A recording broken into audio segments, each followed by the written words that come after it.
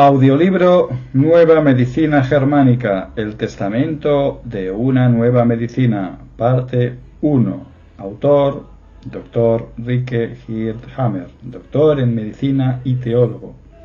Las 5 leyes biológicas de la naturaleza, fundamento de toda la medicina. Los programas biológicos sensatos especiales de la naturaleza.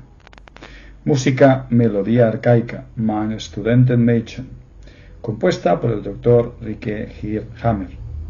Capítulo 9. Locución Josep María Subirá y Vallés, divulgador, escritor y facilitador de salud. 8. La crisis epiléptica como pasaje normal en la fase de curación. Todo programa especial biológico y sensato EBS tiene determinados puntos que los marcan. Estos son 1. DHS, inicio de la enfermedad, inicio de la actividad conflictiva. 2. CL, inicio de la fase de reparación, final de la actividad conflictiva.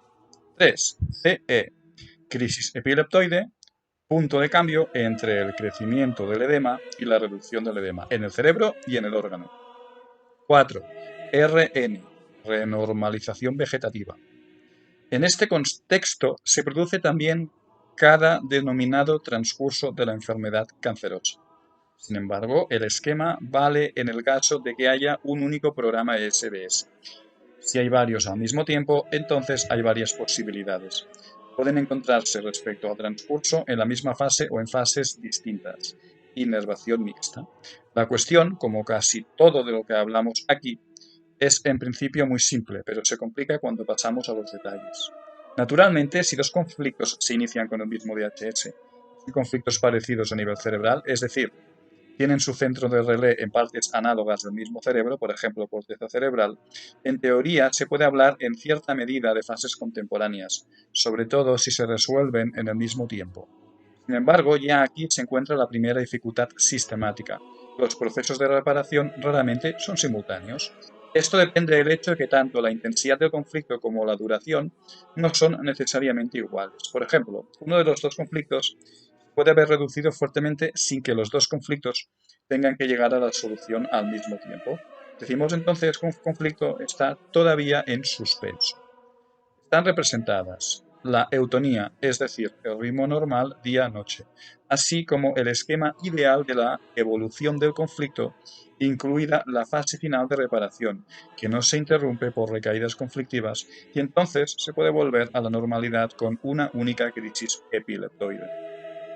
Este esquema muestra dos denominadas enfermedades cancerosas, ahora reconocidas como parte de un programa especial biológico y sensato que transcurren con fases distintas por lo que respecta tanto al momento del DHS como al momento de la CL y por lo tanto también de la crisis epiléptica epileptoide. Otras dificultades se presentan necesariamente cuando el comienzo de los conflictos DHS aparece en momentos distintos. Este es el caso más frecuente actualmente, porque el paciente sufre el segundo DHS cuando se le comunica brutalmente el diagnóstico y el pronóstico y enferma de un segundo cáncer. La cosa se vuelve todavía más complicada cuando durante ese tiempo se llega a las conflictolisis, que sin embargo se alternan con nuevas recaídas conflictivas.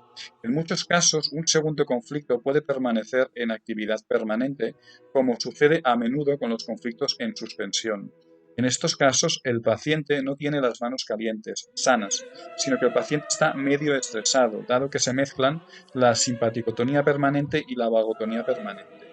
Esta rara condición no es comparable en su efecto final con la normotonía, pero es una condición completamente diferente desde el punto de vista cualitativo.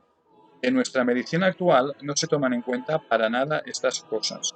Todo lo que no es normal puede ser, como mucho, una distonía vegetativa. En otras palabras, estás loco. Antes que nada, se tiene que conocer y comprender todo esto para poder comprender de nuevo qué significa una crisis epiléptica o epileptoide en el proceso de curación y cuál es su naturaleza, cuándo se produce y en qué forma. En sentido estricto, solo en los conflictos motores la crisis se llama epiléptica y se manifiesta con los típicos ataques epilépticos. Para simplificar, en adelante llamaremos a todas las crisis epilépticas y epileptoides, parecidas a la epilepsia, crisis epileptoides. Nótese que 1. La crisis epileptoide en el proceso de reparación de un proceso canceroso es el punto de cambio de la fase de acumulación de edema hacia la fase de eliminación de edema. Es una fase intermedia simpático-tónica, punto culminante. 2. Cada una de las denominadas enfermedades cancerosas o programa especial biológico y sensato de la naturaleza tiene una crisis epileptoide en el momento culminante y un punto de cambio y al mismo tiempo un punto de cambio del edema de reparación, fase de hidratación, hacia la fase de eliminación o deshidratación del edema. 3. Estas crisis epileptoides tienen un transcurso clínico muy diferente según la localización del foco de Hammer en el cerebro. 4. Solo las crisis epilépticas motoras corticales tienen calambres tónico-clónicos por la implicación del centro motor en el giro precentral. Las otras denominadas crisis epileptoides del cerebelo, del tronco cerebral o de la médula cerebral tienen cada una un cuadro clínico propio sin calambres tónico-clónicos, los días fríos. 5. Tras la crisis epiléptica epileptoide, el edema cerebral se reduce de nuevo. 6. Cada segundo o tercer cáncer también tiene su propia crisis epileptiforme en el transcurso de la curación.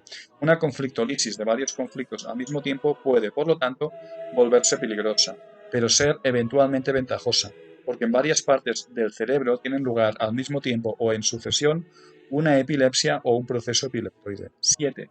La epilepsia entonces no es una enfermedad en sí misma, continua, sino que es, también en los casos de crisis epilépticas frecuentes, una constelación del proceso de reparación que se representa de modo crónico. 8. El infarto cardíaco, cuando se ven afectadas las porciones corticales de la región insular, es un tipo de epilepsia. Seguidamente, y para no volver complicada la cuestión, presentaremos dos posibilidades de constelación. Primero, el caso normal.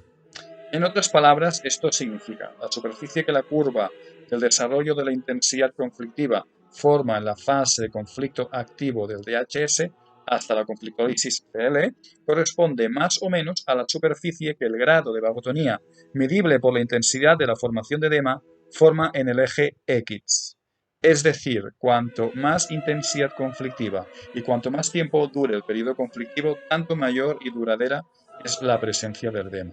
Podemos decir, el eje vertical o eje Y indica la intensidad del conflicto, el eje horizontal o eje X representa el tiempo. De esto resulta que la integral, es decir, la superficie entre la curva conflictiva Y y el eje X, comprendida entre DHS y CL, es parecida a la integral CL y RN, vuelta a la normalidad. Por lo tanto, la superficie del conflicto, arriba, es igual a la superficie de la fase de reparación, abajo. Si suponemos que cada programa especial, biológico y sensato, en una fase de reparación, tiene también su tipo de crisis epileptoide propio y especial, que obviamente depende del tipo de conflicto o de la localización del foco de Hammer, entonces es importante saber 1. ¿Cuál ha sido el conflicto? 2. ¿Cuándo se ha producido el DHS? 3. ¿Cuánto ha durado el conflicto? 4. ¿Se ha resuelto ya el conflicto? 5. ¿Cuándo hay que atender la crisis epileptoide? 6. ¿Cómo será de fuerte la crisis epileptoide? 7. ¿De qué forma se manifestará la crisis epileptoide? 8. ¿Cómo se puede prevenir esta crisis epileptoide o eventualmente cómo se puede mitigar o incluso aumentar? El infarto cardíaco es una crisis sensorial epileptoide, ocasionalmente también motora epiléptica, en la que el foco de Hammer se encuentra a la derecha en la zona insular del cerebro. En base a la duración y a la intensidad de la evolución del conflicto, se puede saber ya de 3 a 6 semanas antes y en la mayor parte de los casos, con una probabilidad que se acerca a la certeza si el paciente sobrevivirá o morirá con la aplicación de los métodos actuales de la medicina oficial. De nuestro estudio vienés sobre infarto cardíaco resulta que no ha sobrevivido ni un paciente bajo tratamiento médico tradicional que haya tenido un conflicto de territorio prolongado durante más de 9 meses y siempre que hubiese una actividad conflictiva normal. Con una actividad conflictiva reducida, un paciente que reciba la terapia denominada corriente podría sobrevivir también durante una duración conflictiva de un año. Los pacientes siempre tuvieron la crisis epileptoide 3-6 semanas tras la conflictolisis, y en algunos pude prever esta crisis basándome en mi experiencia casi precisando el día. Así aparece esquemáticamente el desarrollo en el caso de la crisis epileptoide del infarto cardíaco. Impedimento de una CE peligrosa para la supervivencia, por ejemplo, el infarto cardíaco mediante suministración de medicinas simpaticotónicas, cortisonas y otras con el inicio de la CL. La fase PCL se prolonga. La crisis eventualmente grave a la mitad de la fase de reparación se prolonga, sin embargo, para procurar la eliminación del edema. En la profilaxis de las complicaciones cerebrales que forman parte del sistema y por lo tanto son del todo normales, es obviamente importante para la vida del paciente que el médico sepa qué complicaciones debe atender y cuándo. Aquí nos debe interesar sobre todo la crisis epileptoide, que no solo es obligatoria en cada desarrollo de curación tras la fase activa del cáncer, sino que es también muy peligrosa. Si el paciente tenía más enfermedades cancerosas con el correspondiente shock DHS, cada una de estas fases CA, tras la conflictolisis, tiene su propia crisis epileptoide. A menudo esta crisis se enmascara. 8.1. Posibilidad de enmascarar la crisis epileptoide. 1. Contemporaneidad de distintas fases de varias enfermedades cancerosas. Se llega a una crisis epileptoide y si durante ese tiempo subsiste la actividad conflictiva de una segunda enfermedad cancerosa, la crisis puede ser enmascarada. Entonces se verifica un efecto parecido al que se manifiesta cuando se suministra cortisona, penicilina u otros simpaticotónicos. 2. Localización del foco de Hammer como criterio para el tipo de crisis epileptoide. Podemos reconocer algunas formas de la crisis epileptoide, por ejemplo, la crisis epileptoide en la que el foco de Hammer se encuentra en la corteza cerebral. Normalmente se ve afectada toda la corteza y los calambres tónico-clónicos causados por el centro motor del giro paracentral apenas se encuentran. Sin embargo, es mucho más difícil determinar una crisis epiléptica tras un conflicto de desvaloración de sí, un conflicto de agua o de madre-niño, incluso aunque todos estos conflictos tengan su crisis específica. Tenemos que aprender a registrar los síntomas de estas crisis epileptiformes. En el conflicto de desvalorización de sí encontramos el síntoma reconocible en la palidez de la piel con sudor frío, que puede durar durante horas o días y a menudo se interpreta erróneamente como colapso de la circulación cardíaca. En realidad, una centralización. La presión sanguínea cae de nuevo cuando la crisis ha pasado y los vasos se dilatan y se llenan de nuevo tras la denominada fase de constricción capilar periférica. Sin embargo, el mismo síntoma puede estar desencadenado por una breve recaída del conflicto de desvalorización que se manifiesta con paño. La crisis epileptoide en un conflicto de agua puede llevar a una especie de cólico renal en el que muy probablemente se eliminarán los cálculos renales o solo arenilla. 3. Enmascaramiento de los síntomas mediante medicinas. De toda la pila de medicinas que hoy en día cada paciente recibe en un hospital de tipo tradicional, en la mayoría de los casos, el médico ya no sabe ni cuándo, ni dónde, ni cómo actúa un determinado medicamento. En general, está todo equivocado. En efecto, casi todos estos medicamentos actúan exclusivamente en el cerebro. Sin embargo, nos imaginamos que las medicinas actúan directamente en el órgano o en los órganos, igual que se ha creído también a propósito de los supuestos cancerígenos, lo que en ningún caso puede ser así. Pero si el cerebro al que se han añadido las medicinas se encuentra en una inervación modificada por los focos de Hammer, a menudo notamos las denominadas reacciones paradoxales, que antes nadie comprendía. Con la sinergia o el antagonismo totalmente casual de numerosos fármacos, se puede inducir aparentemente a una crisis epileptoide o enmascarar una verdadera. Una de las reacciones paradoxales más frecuentes y más peligrosas es la taza rápida de café por la noche en la autopista cuando el organismo se encuentra en la fase PCL de un programa EBS. La vagotonía profunda tiene aquí un mecanismo que impide el sueño, gracias al cual el animal presa no es sorprendido mientras duerme. Si esta vagotonía profunda en la fase PCL de noche se disminuye con el café, el organismo se puede adormentar inmediatamente. Se tiene por lo tanto una denominada reacción paradoxal, adormetándose inmediatamente al volante con las terribles consecuencias que eso conlleva. La crisis epileptoide en la fase de curación, que incluso se podría llamar crisis epileptoide obligatoria en la fase de curación, es uno de los fenómenos más importantes y más lleno de consecuencias de todo el sistema de la nueva medicina. La crisis epileptoide es la causa de muerte más frecuente durante la fase de curación tras la solución del conflicto. Como causa de muerte, es incluso más frecuente que el edema cerebral que precede la crisis epileptoide, donde el paciente puede morir simplemente por la excesiva compresión cerebral. Nótese que la crisis epiléptica o epileptoide en la fase de reparación tras la conflictolisis es una de las causas de muerte y complicación más frecuente de la fase de curación. Su debilitación es de una importancia decisiva, sobre todo en el infarto cardíaco. A menudo se dice que en la nueva medicina el 2 al 5% de los pacientes no sobrevive, en efecto, pero se salva del 95 al 98%. 8.2.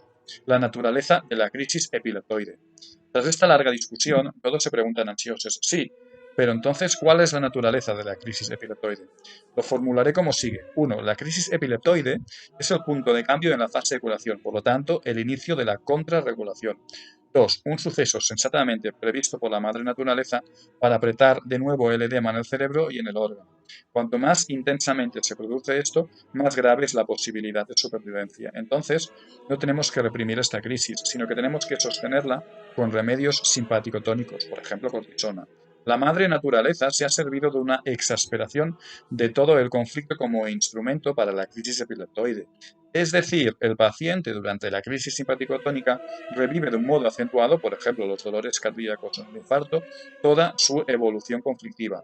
Cuanto más intensamente experimenta esta recaída conflictiva biológica, mayores son sus posibilidades de sobrevivir. Epilepsia juvenil. 8.2.1. Ejemplo. Tren directo París-Colonia, 6 de octubre de 1984. Salida a las 7:37. En este viaje de tren a París a Colonia que hice con mi amigo el conde Dancieux, sucedió lo siguiente. En el andén había algunas jóvenes francesas de 12 o 13 años que lloraban por tener que separarse de su primer joven amor. Saludaban a sus amigos alemanes a los que habían hospedado durante 6 u 8 semanas sus familias. Toda una clase de estudiantes de la Escuela Superior de 14 o 15 años de Hamburgo fue distribuida en las familias francesas y ahora regresaban todos juntos a Hamburgo. Dado que la noche anterior fue muy breve, me quedé dormido en el compartimento y me despertó mi amigo a las 9:39. Todavía medio dormido, oí al jefe de tren francés que, en voz alta, preguntaba si había algún médico a bordo y si lo había que fuese corriendo al compartimento tal y tal. Seguimos corriendo los dos y 6 compartimentos más allá nos encontramos un joven alemán que acababa de sufrir un ataque convulsivo, ataque de gran mal, y se estaba recuperando de la pérdida de conciencia. Normalmente, en casos parecidos, se prepara una ambulancia en la siguiente estación para llevar al paciente al hospital más cercano. De hecho, esperaban que ordenase eso, pero habiendo visto lo que había sucedido en el andén, la situación estaba clara. Para completar el cuadro me faltaba solamente el conflicto de separación con sentimiento de aislamiento y el conflicto de no poder retener a alguien en el abrazo. Me senté junto al joven, que presentaba todavía constricción capilar periférica, pero que tenía de nuevo una condición circulatoria suficiente y le pregunté cuánto tiempo hacía que sufría estos ataques. Me dijo, desde hace un año. Desde entonces había tenido 2 o 3 crisis parecidas. Le pregunté qué sucedió antes del primer ataque. Me dijo, nada, era verdad a medias. Le pregunté qué era lo peor que le había pasado en su vida. Se sobresaltó, como bien pude notar. Su susto me hizo saber que estaba en el buen camino. El joven dijo, nada, porque estaba presente su profesora y sus compañeros de clase estaban en la puerta. También la profesora notó sobresalto cuando le dije que estaba en el buen camino. Entonces salió discretamente y cerró la puerta, dejándonos solos. Finalmente el joven ya no tenía miedo de hacer el ridículo ante sus compañeros. Un muchacho de 14 años no debería tener miedo. Me contó que lo que había pensado cuando le preguntó qué era lo peor que le había pasado era la historia de la ambulancia. En aquella ocasión, a causa de una fiebre con fiebre alta, había estado en el hospital. Lo peor fue el aislamiento total, el pánico cuando le dejaron solo con aquella luz y atravesó todo Hamburgo unos 20 kilómetros con dolores de cabeza y gripe, lleno de miedo por lo que le harían al hospital donde le estaban llevando. Esto había sucedido hacía un año. 1 o 2 días después, cuando todo volvió a la normalidad, tuvo en el hospital su primer ataque epileptoide. Esta situación de pánico, de miedo de estar solo, de abandono y aislamiento, se habían repetido otras 2 veces de un modo un poco menos dramático. Seguidamente, cuando todo volvió a la normalidad, tenía siempre un ataque de convulsiones. Calmé al joven y le expliqué que el dolor de la separación de la familia francesa, con la que se había encontrado muy bien y en particular de su novia, conocida de esta familia y a la que quería como lo hacen los chicos de 14 años, yo mismo vi cómo lloraban en el andén, había despertado en él rápidamente y muy intensamente este sentimiento de abandono y aislamiento, igual que entonces cuando tuvo que atravesar todo Hamburgo durante casi una hora con las sirenas sonando y la luz azul. Dijo, sí, ha sido de nuevo una sensación como entonces. pero en el tren su clase lo había retomado haciéndole encontrar de nuevo su mundo de Hamburgo. El conflicto se había resuelto rápidamente. El jefe del tren francés me preguntó si tenían que llevarse al muchacho. Respondí no. Todo está bien. Le dije al muchacho que fuese al vagón restaurante a beber una taza de café o de té. Dado que me dijo que no tenía más dinero, le di 5 marcos. Dos compañeras le cogieron los brazos y entre gritos de triunfo toda la joven banda sacó al restaurante del tren. El sentido de la prescripción era frenar la vagotonía excesiva, de tal modo que se volviese improbable una repetición del ataque de convulsiones. Lo peor que le podría haber pasado al muchacho es haber sido transportado de nuevo en ambulancia delante de todos los compañeros, esta vez en Francia, una copia casi exacta de la experiencia que lo había atacado un año antes en Hamburgo. Probablemente se habría vuelto epiléptico para toda la vida o habría permanecido así por este motivo. Expliqué a la profesora la situación y le pedí que tuviese cuidado del muchacho. Con el tiempo, creciendo, seguramente tendría menos miedo del abandono. Este era el secreto de la epilepsia juvenil. Le di además mi libro para que lo leyese. Una vez leído y comprendido capítulos sobre la epilepsia, los nexos estarían claros. Podría entender lo que acababa de suceder en el tren y que solo gracias a un golpe de suerte se había evitado una catástrofe para el muchacho. Me dijo, ¿dónde se pueden encontrar todavía hoy en día médicos que se interesen por el alma y los miedos de una persona y que sepan cómo tratarla? Le respondí, ¿y quién decide mandar a la universidad a estudiar medicina a todos los alumnos que tienen buena nota para que terminen siempre como sus profesores? Quedó pensativa y dijo, quizás tenga razón. Epilepsia de conflicto de territorio, 8.2.2. Ejemplo, el oficial ordenanza y el cadete. El paciente protagonista del siguiente ejemplo tenía una denominada epilepsia, es decir, sufría ataques convulsivos epilépticos. Lo más sorprendente era el hecho de que estos ataques se manifestaban casi regularmente cada 4 semanas y justo a partir del otoño de 1979. Nadie conseguía entender nada. Por lo demás, estaba sano, un tipo masculino, pequeño, robusto y había sido oficial en el pasado. El paciente tenía un conflicto de territorio y uno de rencor en el territorio con epilepsia, es decir, tenía un conflicto de territorio que le incluía la corteza cerebral motora. Cada mes tenía una recaída, cada mes una solución y tras esta conflictólisis cada vez el correspondiente ataque epiléptico. En 1979, el paciente había tenido un nuevo jefe, que era más joven que él y era solo un cadete, mientras que él había sido oficial en la guerra. Cuando el nuevo jefe llegó y los dos quisieron pasar por la puerta, el paciente dijo, pase, los jóvenes tienen preferencia. Esto fue una ofensa para el nuevo jefe y desde aquel momento se declaró la guerra entre el oficial, hoy subalterno, y el ex cadete, ahora jefe. Todos los meses el jefe le encargaba al paciente un nuevo trabajo que tenía que elaborar por escrito. La tensión estaba en el aire, el paciente creía siempre, y no sin razón, como al final resultó que el jefe buscaba las ocasiones para echarlo por tierra. Eso era lo que cada vez constituía la recaída del DHS. Desde ese momento el paciente había estado en estrés, en simpaticotonía, particularmente cuando tuvo que referir los informes de viva voz. Siempre hacía un informe perfecto. En aquella ocasión se sentía nuevamente oficial de ordenanza. El joven volvía a ser el cadete cuando el paciente celebraba su informe y echaba por tierra las opciones del jefe, es decir, del cadete. La noche siguiente tenía regularmente un pequeño infarto cardíaco, una crisis epileptoide de la mucosa gástrica y su ataque epiléptico motor. Curiosamente, eso nunca le sucedió durante las vacaciones. Le revelé la llave del tesoro, es decir, la relación entre sus continuas recaídas de conflicto de territorio y la epilepsia que se manifestaba regularmente cada 4 semanas. Por casualidad le hicieron pensionista poco tiempo después. Fue a despedirse de su jefe y el jefe le dijo, adiós, señor oficial de ordenanza, a lo que él respondió, adiós, señor cadete. Seguidamente tuvo un fuerte ataque epiléptico, por así decir, concluyente, y ya no más, porque desde aquel momento el jefe se quedó para siempre como el cadete. La flecha indica el pequeño foco de Hammer lleno de edema por el conflicto de territorio en la corteza peninsular derecha. Así aparece una típica, podríamos decir, epilepsia de conflicto de territorio. Cada mes, tras la conflictólisis, se encuentra este foco de Hammer edematizado. Por el contrario, durante la fase de conflicto activo, el edema desaparece. Así se desarrollan sustancialmente todas las epilepsias. En realidad, el paciente tenía cada vez una recaída de conflicto de territorio y una recaída de conflicto motor, cuyo foco de Hammer no se reconoce en esta toma. Epilepsia tras experiencia de miedo, constelación, 8.2.3. Ejemplo, epilepsia desde los 8 años. Esta mujer, que ya tiene 26 años, sufre ataques epilépticos desde los 8 tras una terrible experiencia de miedo. Desde entonces, en caso de experiencias parecidas, cae siempre en pánico o incluso lo sueña. Cuando todo vuelve a la normalidad, tiene la crisis epiléptica. El padre había muerto un año antes de leucemia y entonces la joven mujer quería suicidarse. Dado que la experiencia precedente de miedo también tenía que ver con el padre, que siempre había sido su gran modelo, ahora sus miedos y sus sueños son peores que antes. En la TAC vemos un foco de Hammer en la corteza frontal a la izquierda. Tiene un visible edema, pero por el resto se ve que ya está cicatrizado. esto se puede deducir que desde los 8 años, cuando tuvo por primera vez un ataque epiléptico, se ha tratado siempre del mismo foco de Hammer. No se puede ver el foco de Hammer izquierdo, que está rodeado por el edema. En las primeras ediciones de mis libros, en las que ya había visto que había algo, a menudo no me atreví a describir tales formaciones, porque la mayor parte de los médicos y también de los lectores bien intencionados a menudo decían: tendría que haberse limitado al foco que está claro, por el contrario lo ha complicado todo nuevamente.